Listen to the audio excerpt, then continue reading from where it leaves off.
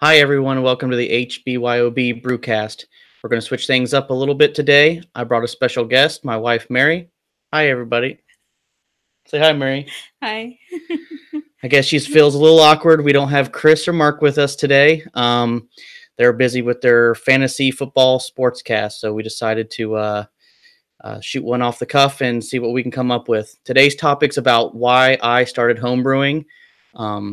For those of you who don't know, I've probably been homebrewing for about 10 years now. That sound about right? Mm-hmm. About 10 years now, off and on from time or two. Basically, I got started right after my first kid was born about 10 years ago now with Mark, if you've watched the show before, with a Mr. Beer kit. I did not brew Mr. Beer. I watched a YouTuber by the name of Craig Tube. He had a how to brew homebrew easy videos. Basically, it was a pre-hopped malt extract, very similar to Mr. Beer. Um, However, it was 5 gallon batches instead of the 2 gallon batches that Mr. Beer has. You didn't make that kit? I'm sorry? You didn't make that kit? No, a Mr. Beer kit? Mm-hmm. No, I didn't make a Mr. Beer kit. It was very similar to Mr. Beer, but like I said, we have them in the store actually. They're muttons, pre-hopped. I think we have a lager, light lager, and a stout. So Mark bought you a kit, but you made a different kit? No, he had a Mr. Beer kit, so he was familiar with the process of. He said he'd brewed beer before, and so we watched some videos, and then we ran into CraigTube, and we basically, instead of the Mr. Beer kit, which I think he dug up for me, I don't think I ever used it. I remember it being in the house. Well, that was one that I purchased on what was those big deal saving websites? Oh, Woots. Yeah, Woot. I got one on Woot after Christmas was over, and I experimented with it. I fumbled around with the pre-hopped kits for years trying to be optimistic and think that they would make good beer, and not that they don't. I mean, don't get me wrong. If that's what you like to brew, we offer them in the store. By all means, if that Mr. Beer kits? No, they're the muttons, the pre-hopped, just like the Mr. Beer. Oh yeah. The little ones that say light lager. The yeast is under the lid. I brewed those and quite honestly got pretty disgruntled with the process. I wasn't real happy with the beer. One thing I would actually bring up is I was not a craft beer drinker whatsoever when I started brewing beer. I was a Keystone Light, Coors Light, really any type of cheap beer there was. Most people get started into home brewing because of the craft beer. They get into home brewing, they enjoy craft beer. I was actually the opposite. I got into craft beer because of home brewing, which I would say 10 years ago that probably wouldn't have been abnormal versus now. I don't think really anybody gets into it that way. Like I said, I brewed those kits, was pretty disgruntled. My first beer turned out horrible. It smelled. Yeah, it smelled. And yeah, so one thing I actually did, which was strange, was I got into kegging very, very quickly. I already had a kegerator that I think had, remember that Blue Moon pumpkin ale that I got on special that stayed in there forever. So I wasn't drinking out of my kegerator. I had a friend that worked for a soda distribution company, so he hooked me up with some corny kegs. So I was off kegging. I was actually kegging pre-hopped Mr. Beer style beer pretty quickly, and I never really turned around to bottling. That's a long time ago. Yeah, you're gonna have to speak up. I don't think that they hear you. I just said it was a long time ago. Yeah, it was a really, like I said, I'm Mary is here to fact check me because I'm a little blurry. It's been so long ago. I honestly, if you count that as extract brewing, I did not do like what most people call extract brewing now, which is like we have the brewer's best kits in the store where you have malt extract, but it's not pre-hopped. You still will add your own specialty grains and hops to them. I would say probably a good amount of our customers, that's what they would call extract brewing. I don't think by the time then YouTube was really popular and I'd watched enough videos, I really went straight into all grain brewing. I really don't think I did many extract brews. I got the cooler system, did all that. You did a couple on the stove. That was about it. Yeah, I did a couple on the stove, but like I said, I think I all grain brewed pretty quickly. And quite honestly, that was about the time I got into craft beer, and I had another kid at that point. Our stepdaughter, she was starting to get into sports and everything, and quite honestly, I probably gave home brewing a pretty good break at that point. Wouldn't you say? Probably 3 or 4 years, I would say. I didn't home. If I did, it wasn't Yeah, very you did. much. Okay. I didn't brew nearly as much as I have, when I first started and probably now. But I got into all the gadgets, all the cool shiny things, all the stuff. Read a lot of books, watched a lot of YouTube videos. But like I said, I don't recall homebrewing a whole lot at that point. Okay. um, and then I would say I then moved, and out of nowhere the home brewing kit kind of got dug back out, and I would say probably within the last 4 years is when I really started to homebrew quite a bit. Wouldn't you say? No. And bigger batches, yeah, but not. I think you've always brewed the same amount because when we lived at the other house, you were brewing quite a bit. That's when Chris started brewing with you. Yeah, at our other house, I had a buddy. I got a couple of buddies into brewing, and I would say that's probably when the craft beer scene really started to I think it was really blow before, up. a little bit before. When we moved here was when it started to blow up for my knowledge. Like, Yeah. just knowing more about it and Well, everybody else making breweries and all these new breweries coming out. yeah, I mean, I think it was already a pretty big scene. Like I said, I did things completely upside down. I got into craft beer, but because of home brewing. And then a lot of my buddies were into craft beer at that point. I got them into brewing. And I would say that's probably where home brewing for me got a little boring. And when I say boring, I was brewing a lot of beers because I was told that was the in style. That was, I didn't brew a stout yet, so I had to brew a stout or I had to do this. And I was brewing beers that I didn't really enjoy to drink more than I felt like, well, I'm a home brewer, so I can't just brew the same beers over and over and over again because that wouldn't be home brewing. That would just be making beer for yourself. And that's probably when I got the most disgruntled. I was still buying quite a bit of store-bought at that point. With homebrew because I only had one keg on tap at the time, so if I had a stout, it would take me 3-4 months to drink it because I'm not a big stout drinker. If you guys listen to the cast, you'll know I'm not a huge stout drinker. So I was drinking a lot of store bought, and then probably we opened the store 2 years ago. So probably about 3 years ago is when I started just saying, you know what? I'm going to brew beers that I like to drink. I'm not going to worry about the styles and all the gadgets. And I honestly broke down all my home brewing equipment and started off on a very, very simple setup. Didn't make brewing very complicated for myself. Went back to the cooler system and enjoyed home brewing again. And that's, I would say, when I then decided, it was a hobby of mine for probably 8 years at that point. I really enjoyed home brewing. I always did. It's one of the few hobbies. I've probably only got 2 things that over the years, I've never really given up. And I homebrewed for me. I wasn't worried about following any beer style guidelines, or I've never been a competition person. But I would say that would be when store-bought rarely hit the house, wouldn't you say? Yeah, I think the only store bought you've had for a while is Zombie Dust. Yeah. And a couple other ones here and there, but that's about it.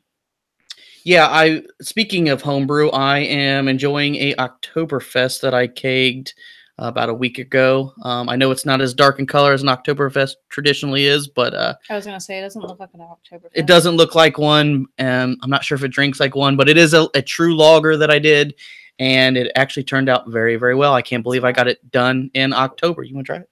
I don't smell it.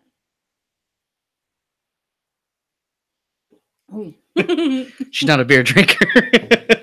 But it's a true lager that I did, and I have to say, now that I've had all the home brewing equipment, even before I had the store, I really didn't have the capability of doing a lager. I never had any good results with a lager, and now I have a fermentation chamber. Back to the gadgets, I do have, as much as I advocate starting simple and keeping home brewing simple, I do have some gadgets to do certain things that I've acquired over the years. But you did start simple. I mean, Yeah. those are things that you've been brewing for 10 years, so those are things that you have gained over the years. Yeah, I mean, like the chest freezer my parents gave to me, I hooked a temperature controller to it. I've got a IPL that I just posted on Facebook and Instagram that I it's What's an IPL? An IPL is an India Pale Lager instead of India Pale Ale. So I'm actually using a lager with this yeast with this beer instead of an ale yeast, which is what most people use. It's a recipe that I've done 3 or 4 times now. I've used a different yeast each time, so I get to try the difference of yeast strains and see how they change the characteristics of the beer. But like I said before, the closest I had done to a lager was a steam beer. Gotta make sure I say that right. Yeah, steam beer, which is basically a lager yeast fermented at ale temperatures. And to be quite frank, they turned out very shitty, and I was not happy with them. They were real appley in flavor. Did you drink them? I drank them. I've never dumped a beer, and any friends out there that have helped me drink really shitty beer that I have brewed over the years, I thank you. But no, like now that I have a temperature control, like I said, it was chest freezer that my parents gave me, and we sell an Inkbird in the store. I think it's $40. That's really all I have to lager it. Now, what I did do is I brewed on the Grainfather, which I posted something today about. Grainfather just did a big update to their, I shouldn't say just, it's been close to a month now. They did a big update to their app, and I'm not sure if I like it. And I think it's just because things aren't in places that I'm used to, and it was kind of clunky. And my initial mash water was supposed to be 6 gallons, but when I first opened the app, it was 4.5. And I'm sitting there stirring it, and I couldn't get the mash paddle to stir up the 15-pound grain bill that I had. So I was very frustrated. Why was there a difference in water? I don't know. I think it's just because, me, I'm not really big on technology. On reading? Reading or research. The fact I use an app to brew beer is beyond, even my intellect of what I usually do. I'm usually just a batch sparge so that I know what my water is going to be, and that's really all I do. But the Grainfather is really easy to use. The Grainfather is really easy to use. It's just it was different, and I think anytime people go through change, they want to find reasons to complain that something that's probably better. One change feature that I did see with the app was you can now finally put your own recipes into it from your phone. Before, you had to go to, I think it was brew.grainfather.com to enter in your recipes, which was quite annoying that you had to go to their website to put in a recipe so you could use your phone. Made no sense to me. Now you can actually build your recipe from your phone. So that's a good feature. It's worth me learning a new piece of software because it is very different than it was before. But yeah, like I said, I brew beers now that I enjoy, and you actually make some that I liked. Yeah, I tried to get her to drink it. She said she had her water today. Just prove to y'all that you do drink beer occasionally. About this much. Yeah, a little sampler pour. After 2 or 3 sampler pours. Was really good. Like, I really want to go there and have some. Oh yeah, the heavier than air. Yeah, heavier than air had a honey ale at the Halloween we went to this past weekend, and it was delicious. Yeah, if you get a chance, go to Heavier Than Air Brewing Company. They're in the Centerville area, right? Actually, technically on the same street as us, by the Melting Pot. On the opposite end of 725. Yeah. What was I saying? Like I said, I started brewing beers that I enjoyed. Like if you go to, that's what I was gonna say. If you go down to my refrigerator, it's, do you want the Session IPA, the NE IPA, the Citra IPA, or the Oktoberfest? So as you can tell, I do usually have one beer that isn't within my repertoire, but I'm a pale ale IPA type of guy. I'm not really What's the Citra one? Citra one's kind of modeled after the zombie dust, which we drank on cast. That's actually the same recipe that we have available on our website, and also is the one that I'm doing the IPL about. Or not Rheingeist. Three Floyds call Zombie Dust a pale ale, but based on the grain bill and the way I do it, I've tweaked it quite a bit. I've now tweaked the recipe enough personally. It's no longer a pale ale. Well, it's not. It's no longer. Not only is it no longer a pale ale, but I'm not sure it's anything close to Zombie Dust anymore. I've tweaked the recipe so much now. I've actually had quite a few comments. A customer came in the store the other day who did the recipe, and he even said, "I brewed that recipe you gave me." Excuse me. And I like it better than Zombie Dust. I think I like it better than Zombie Dust. Back to, I don't brew to try to clone or do what other places do. It's a fantastic beer, don't get me wrong. But it's a beer that gives me a base to work off of.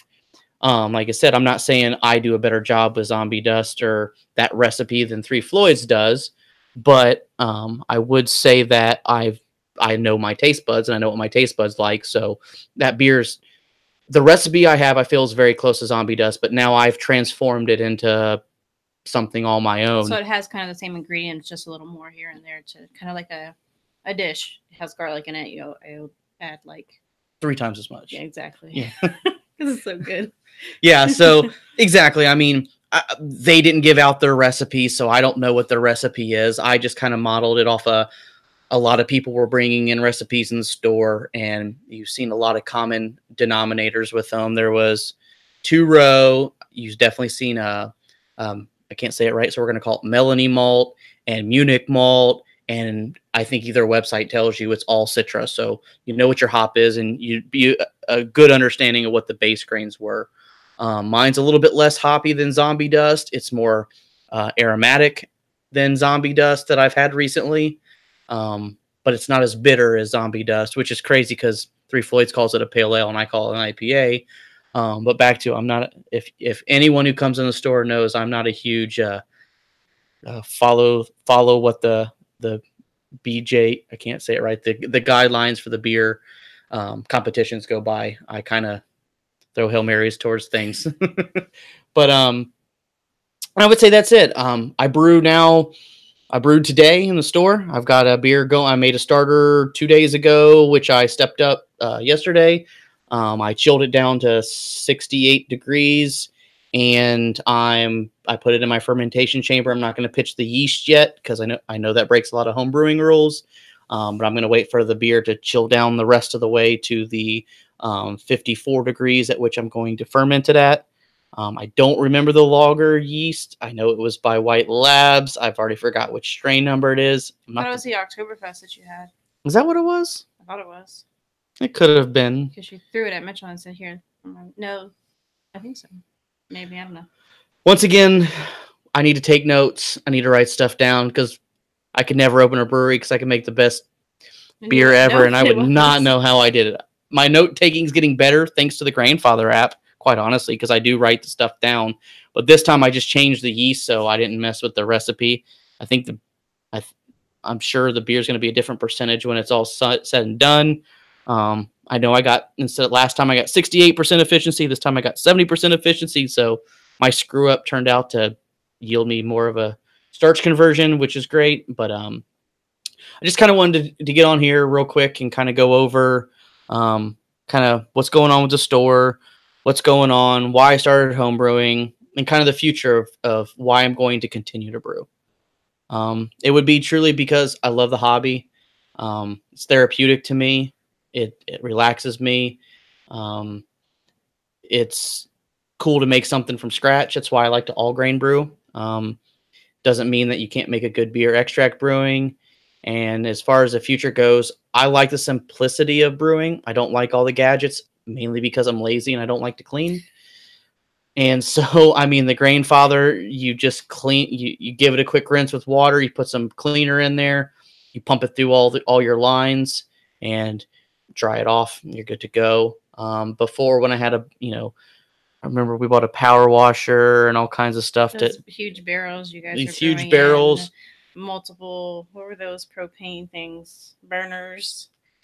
Oh my gosh, and that 2-tier system that had like 10 gallons in each. I'm always afraid. It was on wheels. I'm afraid it's going to fall over on you. Yeah, I definitely had the MacGyver rig going. And we were brewing much bigger volumes. And so if you brewed a beer you didn't like, it just didn't seem like it ever disappeared. And versus now, I like the 5-gallon batches. I can't imagine doing smaller batches just because your standard corny keg's 5 gallons. I honestly have no reason to do anything larger than a 5-gallon batch, because back to I love the homebrew and I like the hobby of it. And so I like trying different beers. And honestly, even 5 gallons is a lot of beer to get through, to try something different. But the convenience of the grandfather doing 5-gallon batches, your corny cake holding 5-gallon batches, it just really makes sense. I mean, everything home brewing wise, other than the Mr. Beer, or if you're, a brewery, really does kind of revolve around 5 gallons. As far as the future goes, I do want to get into some more competitions. I do like the idea of just going to competitions and meeting people. That's more of just meeting and talking to homebrewers more than, winning a medal. I do have a medal at work of a competition I won. The competition from the cables medal. I think I broke the trophy by accident. The one that has a little Smurf on top of it. Yeah, I broke it. But I'm not a competition person. Anyone who listens to the cast knows that. But you will see me at more competitions. We just recently went to Halloween. Thank you. Halloween. So I got a funny story. I went and got my hair cut before. You got to say it right, because because of the story, I'm not going to be able to. Halloween. Okay, thank you. And the lady who was cutting my hair, she said, "Where are you going?" I told her. I said, I'm going to say it the way she interpreted it now. And she looked at me super, super goofy. I'm telling you this now. I don't think I told you. She looked at me super goofy, and I didn't put 2 and 2 together. And as we got talking, and I was talking more about the details, she finally just goes, "Oh, you told me you and your wife are going to this thing. She was wearing a mask. I thought you said anal." What? She goes, "I didn't know what freaky stuff you guys were getting into." Somehow she interpreted it, because now I'm going to say it wrong. Halloween. I said it very fast. I said Halloween, and somehow she thought it sounded like something totally different. So, needless to say, she thought I was going to some weird, apparently not beer drinking event. Some swinger. She didn't judge, but she sure wasn't talkative after I told her what I was doing. Can you imagine that? No. So, but yeah, that was awkward. But we went to, I can't say it now without thinking it. What is it? Halloween. I'm glad I wasn't there. It was a beer. All the local breweries in Ohio.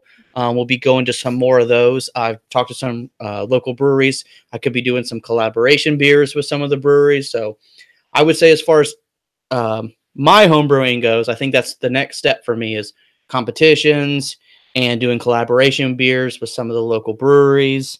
So you might be drinking a beer that was a recipe that I stole off the internet that I've tweaked over the years.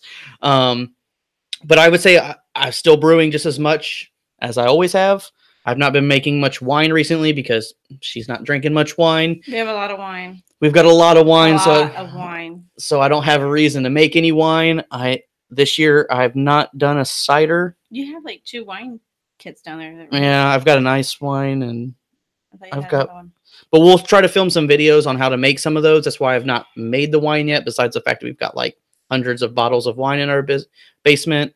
I'm not a huge cider fan. It makes my chest burn. Do we have cider downstairs still? I do have about a 12-pack of cider left. Do you have mead too? I have got a mead I make one batch of mead every year. I do it on New Year's Eve. My kids help me do it. And then I still need to bottle 2018's mead for the ball drop. That's when I toast it. What do you do with the rest of that mead? Because the rest of the mead, aside from me accidentally cooking with it, yeah. I don't know. I only make 1 gallon, so that's only like 5 bottles. What happened to them all? You cooked with 2 of them. I drank one of them on New Year's Eve, and there's 2 floating around in the basement. Trying to think what else, other. I've never made kombucha. I do get some customers to inquire about it. We have a lot of supplies for it. However, like I said, I've never done it. We used to carry the scobies, but they don't have a very long shelf life, and we didn't get a big enough demand for them.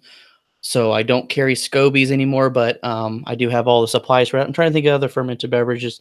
You tried sauerkraut. That turned into moldy kraut. Yeah, so we've not had a successful batch of sauerkraut yet. What other? I have made some spirits. I've dabbled with that a little bit just to gain some knowledge. I'm not sure what else there is as far as fermented beverages go that I can think of. But like I said, beer is still my primary focus. That's what got me into this hobby, and that's what's going to keep me in this hobby. I am a beer drinker, and so like I said, I do appreciate wine. I just don't have the palate for it. But as far as that goes, well, I just want to say we're not only a brewing supply store. We do sell other stuff as far as like kegging supplies. We do fill CO2 tanks. If you guys have a need for something that we don't have in the store on the website, just give us a call and we could probably find it for you. We also do, we are I can't think of the word right now, distributor for a couple of other of the bigger ticket items like what are they? The SS Brewtech, right. The Anvil Systems, Sabco, Blickman. I don't even think I say that right. Sorry. But yeah, if there's honestly, I can't tell you how many people come in the store and don't know that if there's anything that you need, we can get it for you, no problem. Most of our orders show up within days, if not within the week. So if you've got a big fermenter, get it through us. Biggest reason it's going to show up to us on a skid, and since we're the distributor, if it's banged up, there's anything wrong, we'll deal with the manufacturer. You don't have to deal with the manufacturer. So we guarantee, when you leave the store, everything's going to be in good working condition. Anyone who comes in and talks to me knows I'm more than willing to work with people, make sure everything, I don't want anyone to be unhappy. So yeah, if there's anything you don't see in the store, doesn't mean we can't get it. We do try to cater to the more of the beginner brewer and more than, what's the right word? Moderate brewer and advanced brewer. We do a lot of business with breweries around in the area. So ingredients are our primary focus, but even when it comes to a fermenter, there's just, you take a 5-gallon or a 7-gallon fermenter, and they have like the regular edition, the Brewmaster edition. So there's many different options, and especially when it's Blick, I can't say it right.